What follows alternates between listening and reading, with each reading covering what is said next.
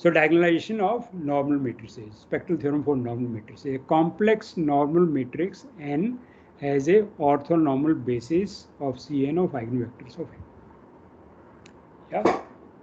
So this is the most general spectral theorem we are proving in this course, because normal matrices, the class of normal matrices includes so many other matrices: symmetric, skew symmetric, then Hermitian, skew Hermitian, orthogonal, and then unitary. All these matrices are normal matrices because they commute with their conjugate transpose. And now we prove the spectral theorem for normal matrices. So it applies to all the matrices which I listed before. Okay. So let us assume that I have a normal matrix and I want to prove that there is a orthonormal basis of Cn of eigenvectors of this normal matrix. Okay. I want to this proof strategy of the proof will be that I want to use I will split this normal matrix as a sum of two matrices on which I can apply the spectral theorem. So write this normal matrix as a sum of n plus n star, okay, n plus n star over 2 and n minus n star over 2. This is n, right? N is a complex matrix. I can write n like this, okay, and take this n plus n star over 2, call this matrix as A. Take n minus n star over 2, call this matrix as B. Okay. Now this matrix A is Hermitian. You can just check that A star is nothing but n star plus n double star over 2, but n double star is same as n. So A star is same as A. So A is Hermitian. Okay. What about B? Suppose I take B star. B star equal to n star minus n double star over 2, which is n star minus n over 2, which is minus B. So B star is skew Hermitian. Yeah, A is Hermitian and B is skew Hermitian. So I have decomposed my normal matrix as a sum of a Hermitian matrix and a skew Hermitian matrices. We don't know the spectral theorem for skew Hermitian matrices. We know it for Hermitian matrix. Yeah. So let us, but you see, these two matrices, if you multiply them, they commute with each other. B star is skew Hermitian, A is Hermitian, but you can check that when I multiply A with B or B with A, the answer is the same, because n commute with n star, and therefore A and B commute with each other. Okay. So both these matrices, one is Hermitian and another is skew Hermitian, they give rise to linear operators. These linear operators commute with each other. Okay, but unfortunately B is not Hermitian. But we can convert this into Hermitian by multiplying by the complex number I. So take C equal to IB. Yeah, then C star is equal to minus I B star minus I B star, but B star is equal to minus B. Okay, so B star is minus B, and so I just get IB, which is C. So therefore C is Hermitian. I times, so if I take a skew Hermitian matrix multiply by the complex number I get a Hermitian matrix.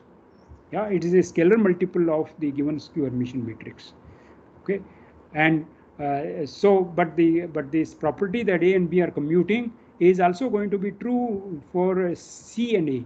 So A and C commute. So now I have gotten hold of two Hermitian matrices which commute with itself. One is A and another is IB. A and IB commute with each other. IB is Hermitian, A is Hermitian. Both are diagonalizable, and I proved the spectral theorem for two commuting operators which are self-adjoint, and I proved that if I have two commuting self-adjoint operators, there is a common basis of eigenvectors. So these two matrices A and C which commute with each other, they have a common basis of eigenvectors. Yeah. So pick a common orthonormal eigenbasis for A as well as C. So there is a common set of eigenvectors which form a orthonormal basis of the vector space Cn, and they are eigenvectors of both A and C. But B is equal to minus AC, minus IC, and B is orthonormal eigenbasis of B, and n equal to A plus B. Okay, yeah. So, I mean, B is minus IC. If I know eigenvalues of a matrix, eigenvalues of scalar multiple are going to be scalar multiple of the old eigenvalues. Yeah. Okay.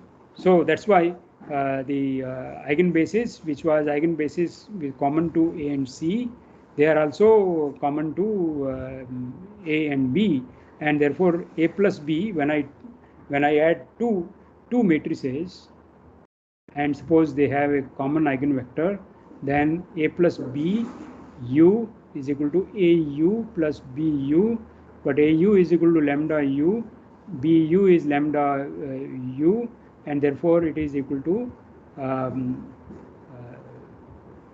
yeah, I mean BU will be some lambda, so this is mu plus lambda U. So A plus B U is also eigenvector with eigenvalue lambda plus mu. Okay, but U is an eigenvector of A plus B. Okay, so therefore the eigenbasis of A and eigenbasis of B, which are common, it is also eigenbasis for the matrix N. Okay, so that is the theorem for normal matrices. Okay, now suppose U is a n by n unitary matrix, then U is unitarily diagonalizable, and every eigenvalue of lambda satisfy U satisfy absolute value of lambda is 1. Okay, so this is the spectral theorem for unitary matrices. U is normal because U is unitary matrix. U star is identity, which is also U star U. So unitary matrix is normal matrix. So therefore it has a orthonormal basis of Cn, and suppose I take two eigenvectors, then take Ux dot Uy, that is Ux star Uy, that is the Hermitian inner product, and this is equal to X star U star Y, but U star U is identity, this is X star Y, yeah, so that is equal to dot product of XY. So this says that if I take two vectors in Cn, then their Hermitian inner product is preserved. If I take Ux and Uy, their Hermitian inner product is same as Hermitian inner product of X and Y. Okay, so if I have a vector X, then its length will be same as length of Ux, because I can just put X equal to Y in this equation.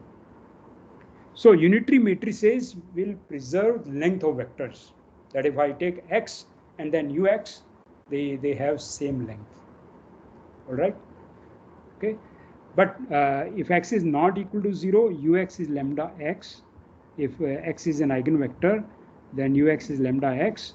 So it says that norm of X is norm of Ux, norm of Ux is norm of lambda X, but that is absolute value of lambda times norm of X. So norm of X is absolute lambda times norm of X, and that says that the absolute value of lambda is 1.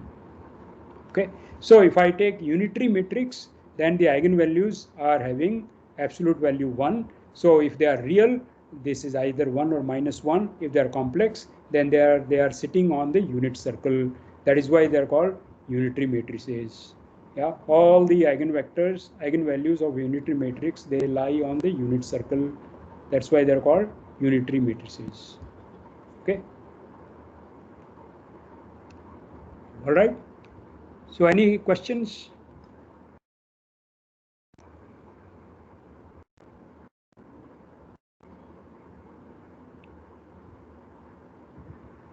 Okay, let me do one application to geometry, then we will stop. So take a real symmetric matrix. Take a real symmetric matrix. Then I want to associate a quantity called quadratic form. Okay, the quadratic form is defined like this. Take a real vector with n components, and my matrix is real symmetric n by n. Take this X, which has n components, and look at X transpose AX. Okay, X transpose is a row vector and AX is a column vector. So qx is this. Yeah, qx is this. So it's a function of n variables which are components of the vectors. So inputs are vectors and outputs are real numbers. Okay, A is a real symmetric matrix, and if inputs are real vectors, output will be real number. So it's a function from Rn to Rn, Rn to R. Yeah, input are vectors, output are real numbers. Okay, so this is called a quadratic form, which is induced by a real symmetric matrix. Okay, so you have come across equations of hyperbola, parabola, and ellipse. They are given by degree 2 equations. Yeah, or circle. They are given by degree 2 equation, and a degree 2 equation I can write in the most general form. A degree 2 equation in n variables can be written like this. Okay, so therefore I can identify a real symmetric matrix which corresponds to equation of a parabola or hyperbola or circle. Okay, yeah. So suppose my matrix, the real symmetric matrix, is a diagonal matrix. Yeah, diagonal matrices are real symmetric. Then what will happen? These aij's are 0 whenever I is not equal to j. And this ai are lambda I. So qx is simply lambda 1 x1 square, lambda 2 x2 square, lambda n xn square. Okay, this is called a quadratic form in diagonal form. This is a diagonal form, right? Yeah, so suppose I have this matrix 1, 2, 2, 5, and x consists of two indeterminates x1 and x2. Then take the quadratic form induced by this real symmetric matrix. This is x transpose ax. This is x1, x2 times the matrix times the column vector, and it is x1 square plus 4x1, x2 plus 5x2 square. So it's a homogeneous polynomial of degree 2. Yeah, it's a homogeneous polynomial of degree 2 in x1 and x2. Yeah, that's the quadratic form associated with the real symmetric matrix.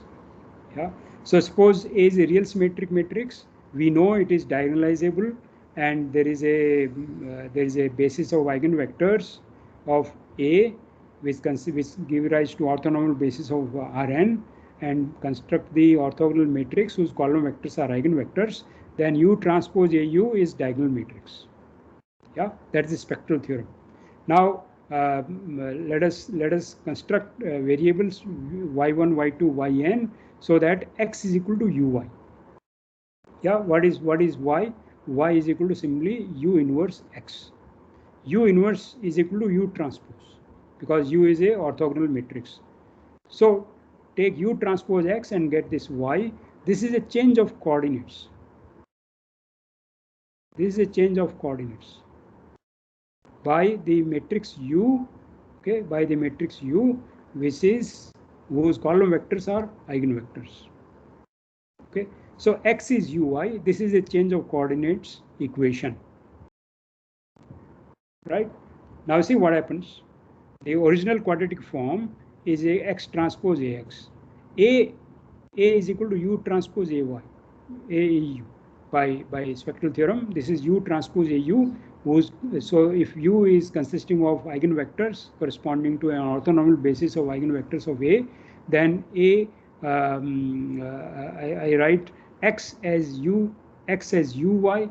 So x transpose is equal to y transpose u transpose A, and x is equal to uy.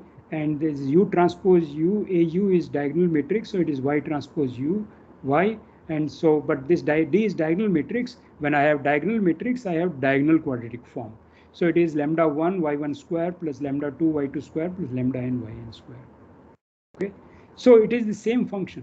Qx is same as this. So I have diagonalized the quadratic form. Right, the original quadratic form was corresponding to a real symmetric matrix, and it has off diagonal entries, and therefore it will have these mixed terms. I have gotten rid of the mixed terms in a new coordinate system. The new coordinate system is defined by this equation, x equal to uy. Okay, if my new coordinate system is defined by this equation, then with respect to this new coordinate system, the quadratic form becomes diagonalizable. A diagonalized diagonal form, lambda 1 y1 square, lambda 2 y2 square, lambda n yn square, and these coefficients are eigenvalues. Okay. Now this is very useful in geometry to identify equations of hyperbola, parabola, etc. Okay. So let me give an example. I'll end with an example. So let us determine the orthogonal matrix U, which reduces this quadratic form to diagonal form. Yeah. So first construct the symmetric matrix which is corresponding to Qx. Okay. And this x1 square is 2 that comes here. X2 square has coefficient 5 that comes here. The mixed term is x1, x2. Its coefficient is 4. You divide this by 2 and this becomes 2. So this is the real symmetric matrix corresponding to this diagonal form. Yeah. And we write Qx equal to x1, x2 times the matrix times x1, x2. So x transpose Ax. Now this real symmetric matrix I will diagonalize. I want to find eigenvalues and eigenvectors of this real symmetric matrix. So the eigenvalues are constructed using the characteristic polynomial. Characteristic polynomial is a quadratic polynomial of A, and its root you can find out lambda 1 is 1 and lambda 2 is 6. So the eigenvalues are distinct. So eigenvectors are going to be perpendicular anyway because it's a real symmetric matrix.